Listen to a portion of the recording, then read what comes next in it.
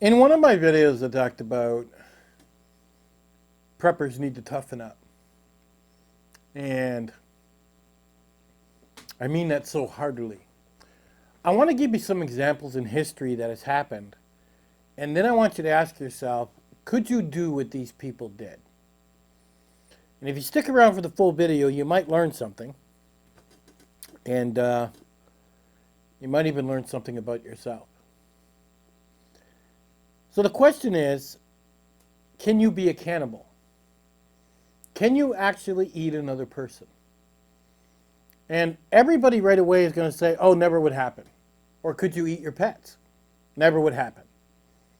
This is what most people will say.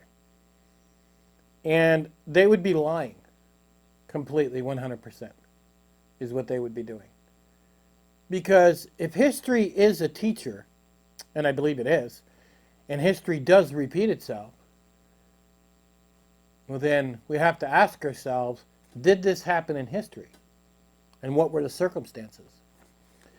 A lot of people follow the Bible. A lot of people believe in God and have their own religion. Well, if you look in Jeremiah 19:9, also Ezekiel 5:10, you'll find this part here that says, I will make them eat the flesh of their sons and daughters, and they will eat one another's flesh during the stress of the siege imposed on them by the enemies who seek their lives. This is true. This actually went on. I mean, basically, we've got, an army inside a castle. We've got an army outside the castle. And if we've ran out of food in the castle, and if we open the doors in the castle, well, they're just going to kill us all. Our entire tribe, our bloodline, everything would be gone forever. This person ordered to kill the children to save their lives. I will make them eat the flesh of their sons and daughters. And that's what the king did. So we ask ourselves now, we move to the next step, and the question there would be, if you were in this castle, would you have ate your sons and daughters to survive, like they did? Because this was a true fact. It's written in black and white. You can read it for yourself. But a lot of people would then say, well, that's way back then. I mean, we're a lot more advanced now. That would never happen. Well, let's step it up. Let's move the dates up a little bit and see if that's ever happened again. We have what's called the Donner Party. And the Donner Party, well, let me just read this section here. Murdering someone in order to cannibalize him, homicidal cannibalism, is undeniably wrong. But what about cannibalizing someone who is already dead? Necro-cannibalizing, in order to prevent starvation. This is not entirely hypothetical question, as survival cannibalism has indeed occurred. Those who have resorted to cannibalism to stave off starvation included the Donner Party in 1846. In 1846, they had a wagon train, went from one part of the U.S. across to the other part. They left too late. They got stuck in the mountains. Other people tried to get to them from the other side. The snow was too deep. There was something like 83 people or something. 43 had died, or 43 made it. I think 43 made it. And either way, they actually ate the people that died in order to survive, and they did survive. They did get through. And that was back in 1846. And you can research it on the internet yourself, called the Donner Party. But, a lot of people would say, well, that was 1846. We got planes now. We got cars. We got computers. We got GPS. It'll never happen again. They didn't have the right technology. So ask yourself, if you would have been in that wagon train, would you have chosen to eat the people that died to survive? Because, like I said, 43 of them did survive. But let's move it up. In 1972, there was a plane crash in the Andes. And this was a soccer team. There's even a movie on it. You're more than happy to go look it up. But they starved for so long, they finally decided, I'm going to take the pilot and I'm going to cut the meat from the buttocks. and they cut the legs off a pair of jeans, sewed up the one end, and shoved the meat inside of the legs, placed them over their shoulders, and decided to walk out to get help while they were eating this meat.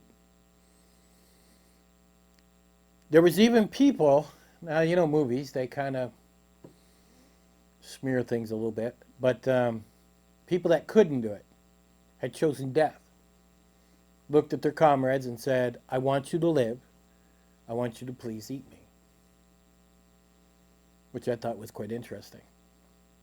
So 3 scenarios of cannibalism that has happened in history, and there's more, there's a lot more, but these are 3 that you can look up and get yourself the information. What drives a person to finally sit there 1 month of not eating, 2 months of not eating, to sit there and think, today's the day. I'm sick of my stomach hurting. I'm sick of being tired. I'm sick of being drained. I can't get anything done. I need nourishment. Now, for the heck of it, I decided to give these 3 scenarios, and I asked some people around me. I asked my wife. She said I would take one for the team and choose not to eat and die, and you guys can eat me. She wouldn't do it no matter what. And that was the same back in the airplane crash in 1972. Some people did choose that. I asked my son of 25 years old and gave him the scenario of 3 ways. And he maybe thought about it for, I don't know, maybe 10 seconds. And he immediately said, I would eat him. I don't want to die. And I asked a couple other people, and they said they would eat him. So you could be living with people that want to eat you. What do you think of that? And I'm kind of curious how many people, the few people that do watch my videos, would you eat them? Write down in the comment section what you would do. Would you choose to survive and live? Or would you choose to die? Because with each one of these circumstances, they had no choice. If they wanted to live, they had to revert to cannibalism. They had no choice. And some people do choose to die. Some people I asked this one guy I was talking to, he's a prepper, and he said immediately, he's got 3 beautiful dogs. I asked him, and I said, would you eat your dogs? He said, I eat them in a heartbeat. My life comes before my dogs.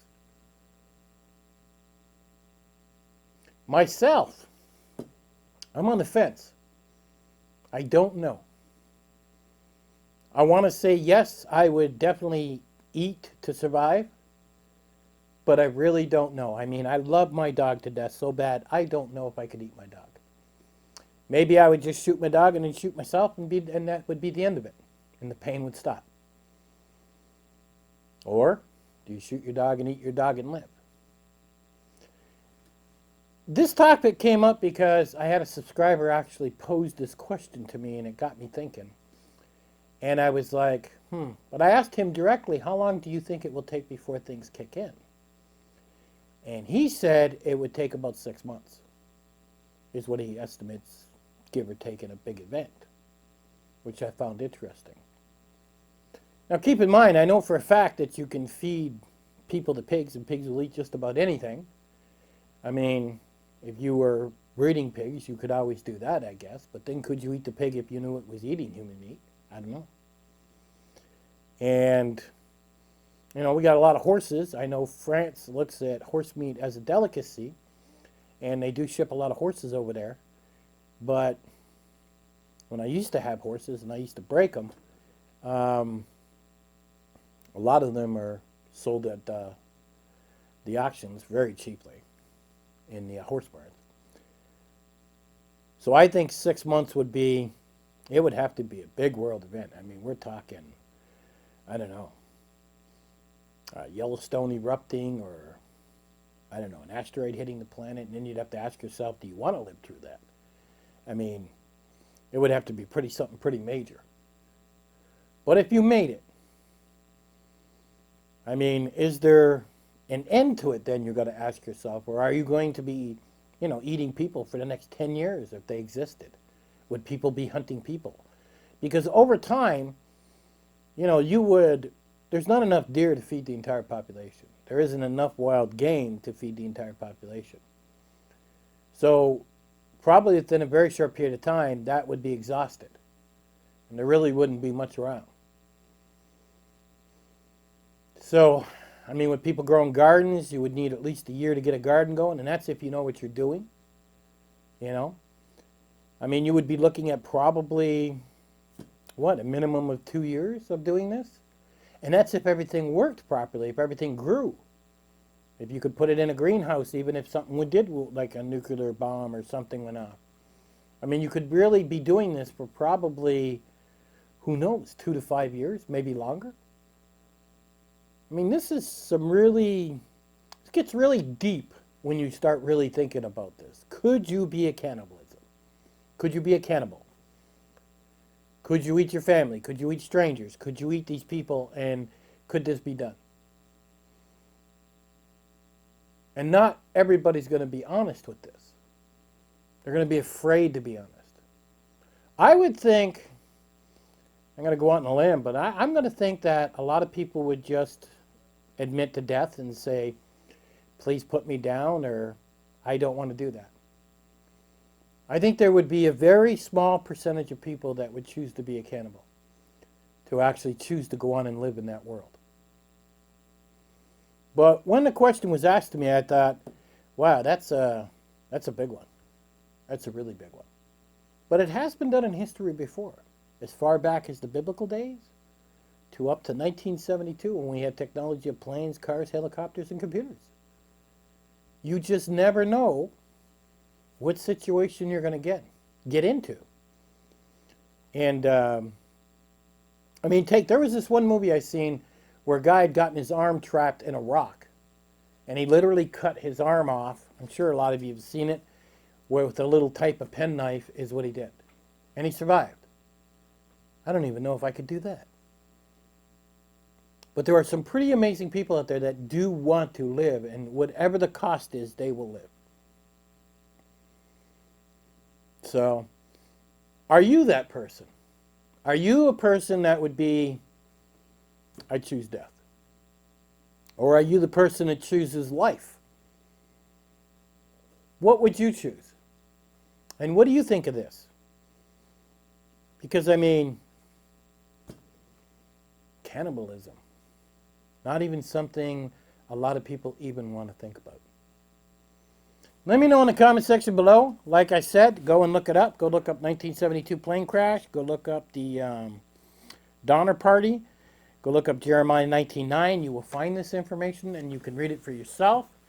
But are you a survivor? I'm not sure what I would do until I was in that predicament, or what choice I would make.